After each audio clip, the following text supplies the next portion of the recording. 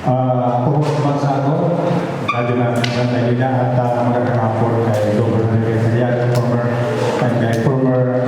Governor RPA. Sir, ang unang tanong ko ay may kinalaman namin sa post ng isa sa mga unhonorary Pilipinas na ang dahilan daw po, pinagpapalagaw niya ang dahilan po ng paglipat po ninyo sa paboran po ng Tindoa ay kayo ay nabayaran ng malaki na meron mga ako siyang ginawang halimbawa na ang mga politiko raw na kumukuha ng artist ay binabayaran ng malaki para lang endorso yung kandidato. So pinagpapalagay po sa kanyang post na kayo raw po in-endorso ninyo si Governor Rizal dahil nabayaran daw kayo. Your reaction, sir? Tensyon, bayan. Yes. Kalau pinapahaba mo eh. Ang tanong, bayad daw kayo. Ang sagot, ulitin ko. Nung ako kumatok sa pintuan ni Ege Italiano, sasabihin ko ba ni Ege, bayaran mo ko, sasama ko sa'yo. Hindi ko pwede sabihin yun. Sasabihin ba ni Ege na sumama sa akin, babayaran kita. Hindi rin pwede sabihin yan. Bakit? Dahil ako lang mo nag-iisip ni Ege, baka ako bayad na kabila. Ha? Di ba pag-iisip niya? Baka bayad ito na kabila para pumasok mo dito sa loob. So, yung salita mo yan, ako Ege, wala akong katotohanan yan. Pero sa akin na.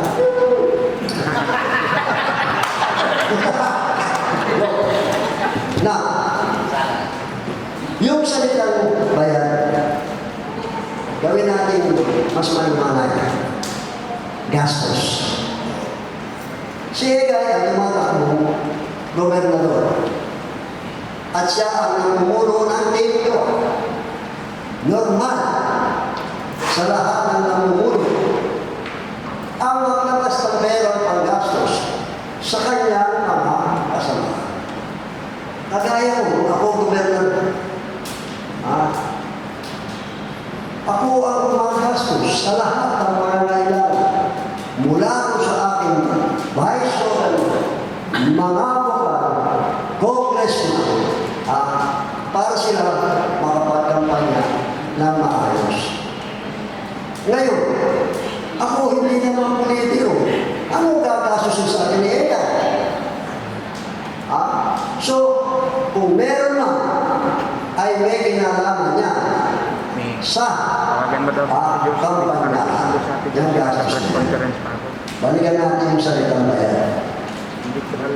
Palagay mo kaya yung Tindoa naniniwala sa puso nila na ako na ay bayan? Hindi, bigla. Hapon pa na ako sasagot sa iyo, hindi.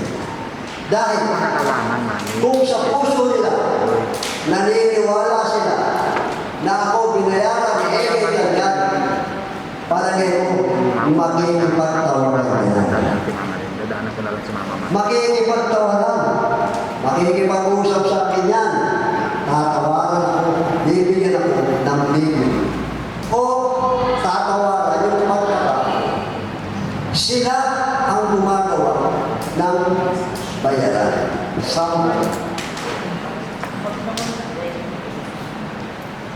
Sample. Si Marie Connie, kumari ka si Connie. Connie sa'yo. For one reason or another,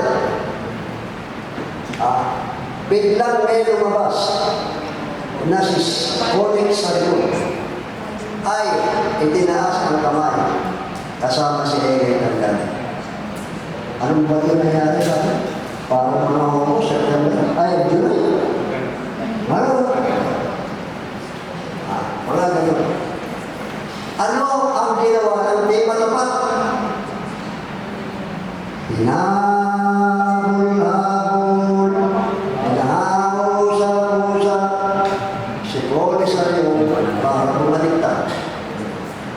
Palagay nyo kaya babaliktad si Connie na bumalik sa di matapat na tiway? Ha? Palagay nyo? iway.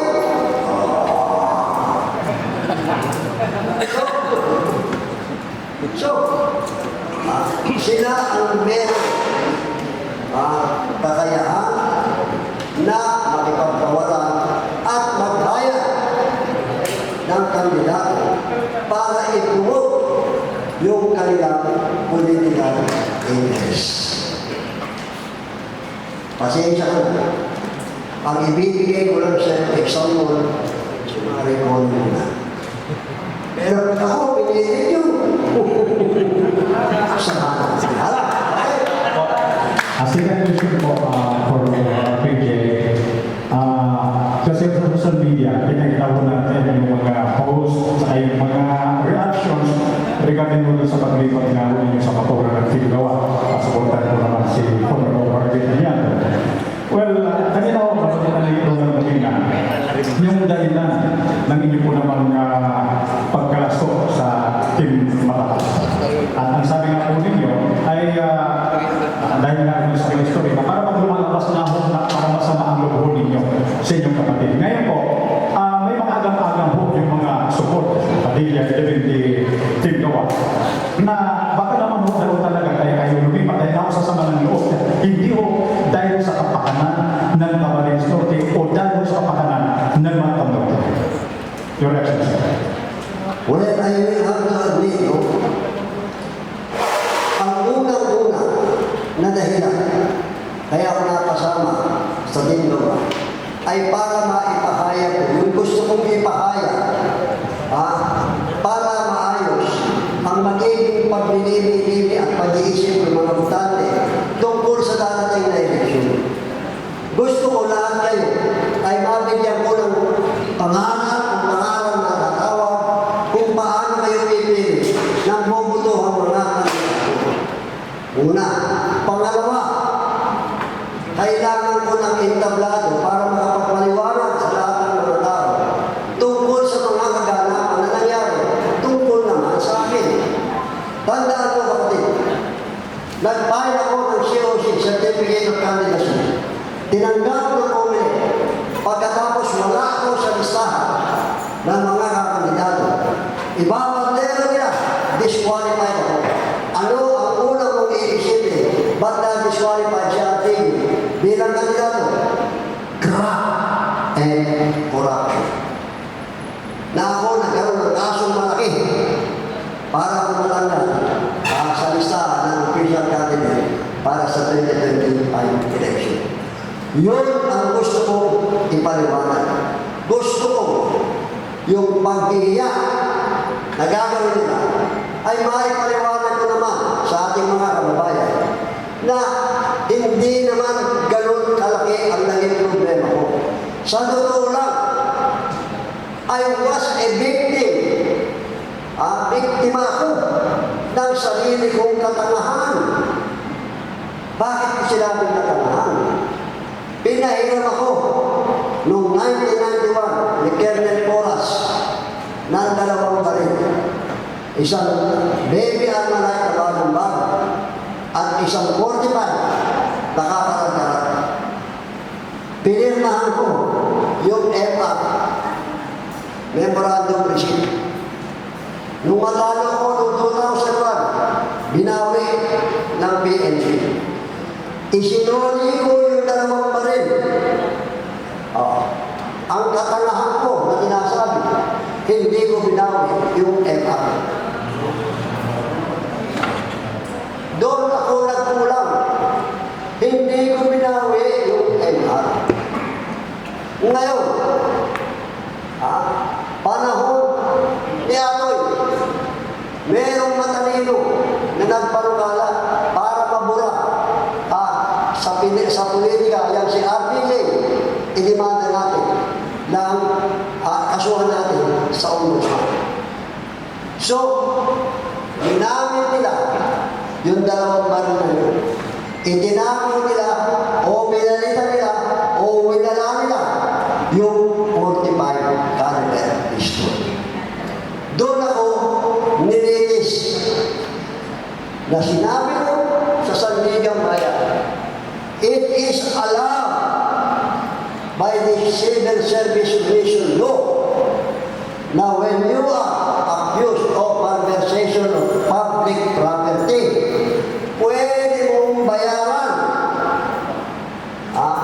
pwede mong palitan yung yung property na malversation mo. Okay? Ang sinabi mo sa Sandigan Bayan, bayaran ko, palitan ko, sila pa ang naglagay ng presyo. Yun daw ba rin ay 7,000 pesos ang halaga. Na meron akong certification mula sa PNP na yung 45 na yun, wala sa inventory ng PNP property. Sa madalit sabi, sambot yung baril na yun. So sinabi ko sa Sandigan, Mr. Oro, I am a recipient of a medal of honor from Konrad Adenauer Foundation. Hindi ko ipagpapalit yung malinis na pangalan at panunungkulan ko sa isang 45 caliber pistol. Gusto nyo ka ako, bayaran ko, bayaran ko. Gusto nyo, palitan ko, papalitan ko. Hindi mo bumaya ang Sandigan Bayan. Pinagulan ako 5 buwan at pinagmulta ako ng 200 pesos. 200 pesos. Kaya nung sumurrender na ako, sige, para matapos ako kay Manang Tingnan. Sabi sa akin sa BJFD, Boss, ano ka kasunod? Kasi mas mataas pa ang jaywalking dito. Ano ka kasunod? Jaywalking? Ako hindi, mataas pa ang jaywalking. Why? Ang jaywalking, ang fine, ay 6,000 pesos plus 2 years imprisonment. Ako 200. So, binuo ko yun. Yun ang ginamit nila na dapat kong ipaliwanag sa lahat ng mga tao dito man lang sa District 2 dahil dito ako nagpahin ng COC. So, yun ang 2 dahilan. Ano naman ang pwede kong ipalit doon sa pabor na nasa isip ko, nasa puso ko. Doon kami nag-usap ni Pare Egay. Ako naman, nakita ko naman ang sinisinda sa salita ni Pare Egay na nung sabihin niya na natuto na siya sa kanyang mga pagkakamali. Kung ang isang kalaya Egay umaamin ang pagkakamali at nais itama ang pagkakamali ito, bakit hindi ko bibigyan ng pagkakataon itama kasama ko at ating mga kasama para sa lalawigan ng mga ministro. Yan. Yun ang nasabunan ko doon sa matalino mong alamunan. Ready? Okay, last 2 question po tayo. Kay kasama Romel Del Moro. Okay, hindi na pa politika to Kuya Boy. Nababasa ko naman yung takbo ng politika. That's why I want 300,000 pesos. Ito na po yung isa sa napatutunan ko. Because I can read the political weather of Camarines Norte. Kaya nga nakulaan ko na i-endorse ko si Kuya Boy. Kaya ako nanalo sa pustahan.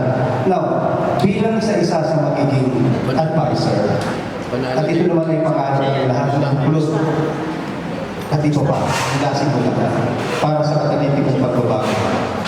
Ano ang iyong agenda bibigay na advice upang paunlarin ang lalawigan ng Camarines Norte?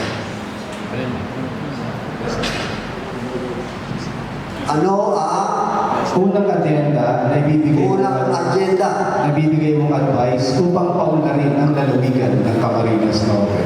Okay. Alam mo rin sa totoo lang, nung nag-uusap kami dito, Ricardo, binanggit ko sa kanya ang agenda ko kung bakit gusto kong bumalik sa Kongreso.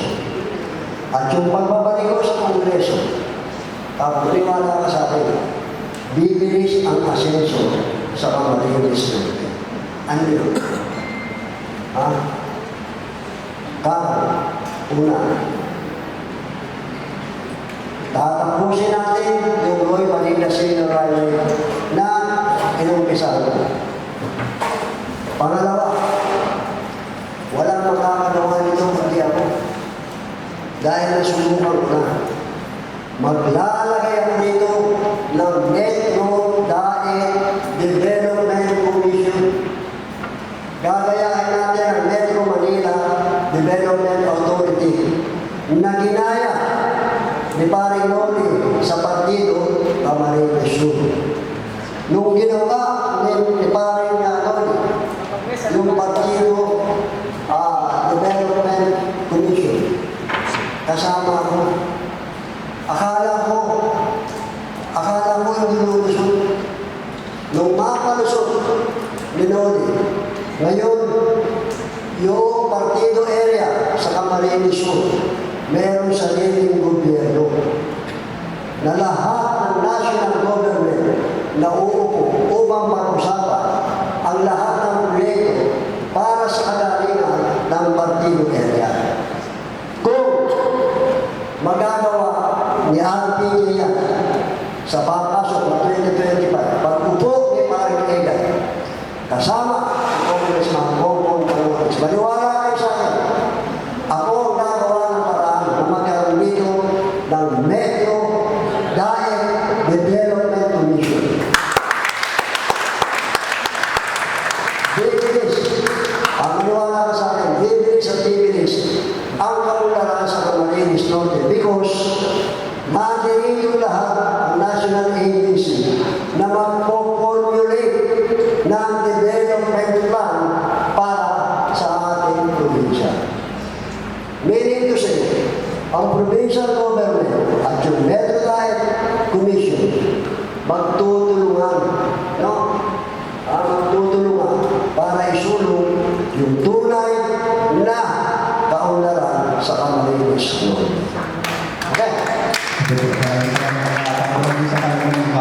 Sa unang naging dalawa ng bukod, isa sa mga pioneer, kasama yung ipapakulunan ko. He is my mentor. Kung ano po yung kakayahan ko, ability ko to read political weather, it is all because of him. Maraming salamat po. Padagos lang. Okay, last question po tayo sa citizen. Kasi parang kayo na magtatanong yung sa Facebook Live.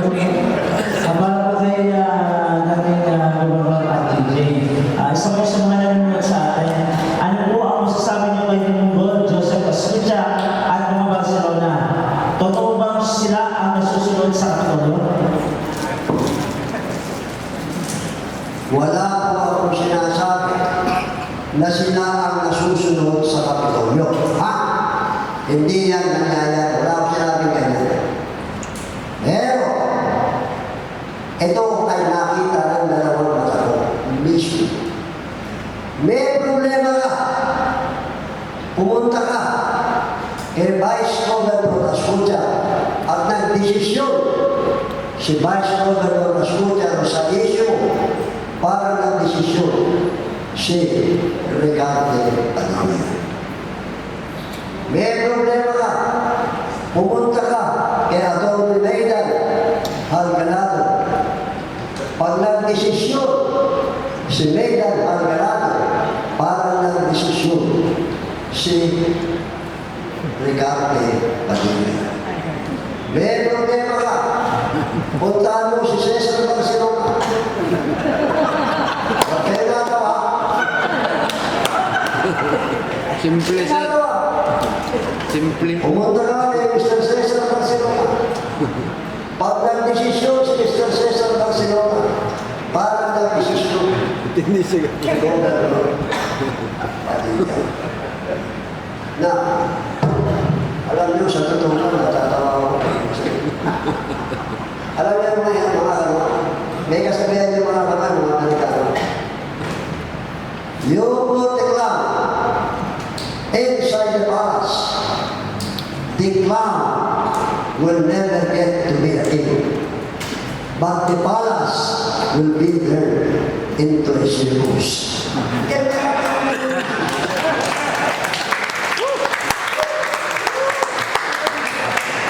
Kaya ang tulong. Idol. Di ba nga sinasabi ko nga ni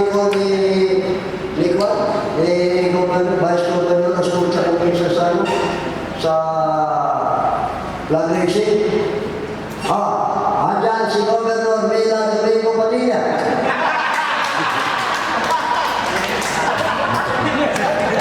Okay. Maraming salamat po sa ito yung maraming representative. Masagot na. Okay lang. At huling hirit na lang. Huling hirit. Isip ko pa eh. Huling hirit po sa viewers po natin at tanong po, bakit hindi na lang nanahimik ang isang RPG para walang gulo ngayon? Yun lang po, sabi po ng viewers. Ang tanong mo bro ay bakit hindi na lang nanahimik? Bro, sa totoo lang, pwede naman ako manahimik. Kung alam lang nila, paano ako patahimikin. Ang problema nga sa kanila, kagaya na sinabi ko kanina, walo silang nag-iisip ng problema. Walo silang nag-iisip ng solusyon. Isang napakasimple problema ibinigay na sinasabi nilang isang matanda, payak at panis na politiko, hindi nila masolusyonan. Hindi nila naisip na ang pagkain, pagpanis, maasim. Si RPG, kahit matanda, may asim pa ako. Pagdating sa Pilipinas. Okay.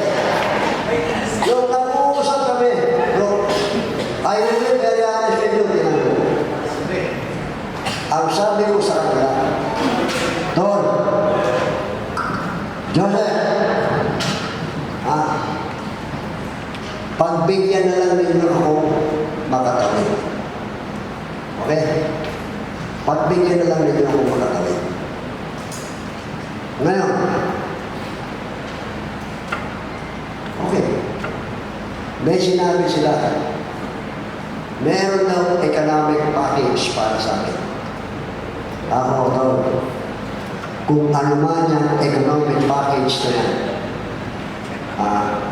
hindi ako interesado. Pero, kung ibibigay niyo sa akin yan, tatanggapin ko. Kung pagkatapos kung tanggapin, sasabihin nyo na, tulong namin yan sa kampanya. Ngayon pa lang ito, tatanggapin ko na sa inyo. Tatanong na ako ng utang na loob sa inyong dalawa. Sinabi ko yan. Pwede kayong mamangga sa dalawang ilog, pahayag ako. Huwag niyong bitawan si Rosemary. Itaguloy ninyo si Rosemary. Pabayaan lang ninyo ko sa dalawa bilang kandidato para congressman. Ayaw nila. Huwag ako doon. Huling pilit. Pinakamagandang solusyon sa problema ito. Ideklara ninyo ang second district na zona libre pagdating sa congressman. Ideklara lang ninyo. Ibig sabihin, pinapayagan ninyo ang tumakbo bilang kasama ninyo sa tingin matapat. Pero ang official candidate ay si Rosemary. Okay na ako dyan. Ang importante lang sa akin na makarating sa Pilipinas. Ngayon, kung yun sumunod sila, tahimik sana ang bayan. Tahimik sana sila, tahimik din ako. Naglalakad ako mag-isa. Kahit wala akong pera, maglakad ako dyan. Kung tawag lang, tinigil mo, Facebook. Okay, minurahan nila ang pagkatao ko. Minurahan nila ang pagkalalaki ko. Minabastahan nila ang pamilya ko. Mananahimik ka? Mananahimik ka ba kung ganyan ang ginawa sa'yo? Palagay ko, bro. Mas sinong matino ang ginawa ng mga ganyan lalaban, tatayo, maninindigan para sa sarili ng karapatan.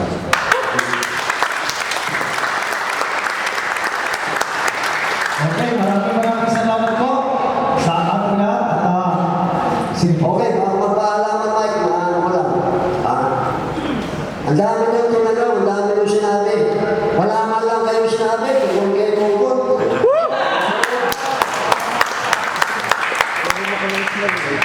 Si Paring Egay, maniwala kayo sa akin, mananalo na to.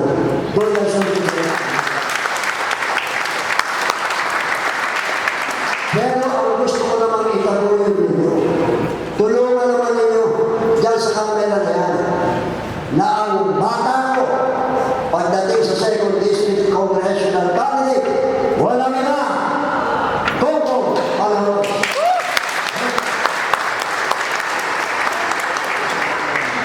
Kung may magtatanong naman po sa inyo kung bakit si Coco, simple lang naman, huwag na natin pahabain ng diskusyon. Ang kailangan natin sa Kongreso ay merong pepe. Merong pepe, red pepe. May plano, may plataforma, may forma. Pagdating sa forma, palagay ko, may forma si Coco kaysa kay Rosie.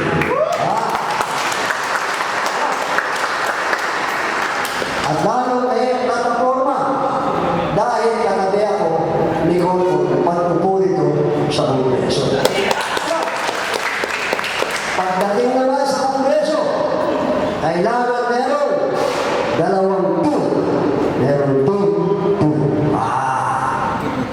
Kailangan sa Kongreso may tapang at talino. Yung tapang at talino ni RPD, tapang at talino ni Coco pagdating ng oras sa Kongreso. Hindi po ako nagbibigay. Kung serious to, ipaliwanag niyo sa lahat ng mga tao sa 2nd District. Ang upuan ng congressman, ang pinakamahalaga, pinakaseryoso at pinakamataas na upuan sa gobyerno dito sa 2nd District. Tingnan ninyo ang hierarchy. Ang congressman, merong numero 8 ang plate number. Ang gobernador, walang numero sa plate number. Ganyan kahalaga, ganyan ka-importante ang upuan ng congressman. Huwag natin itong ibigay sa isang congressman o sa isang congresswoman na ang alam magtungkit,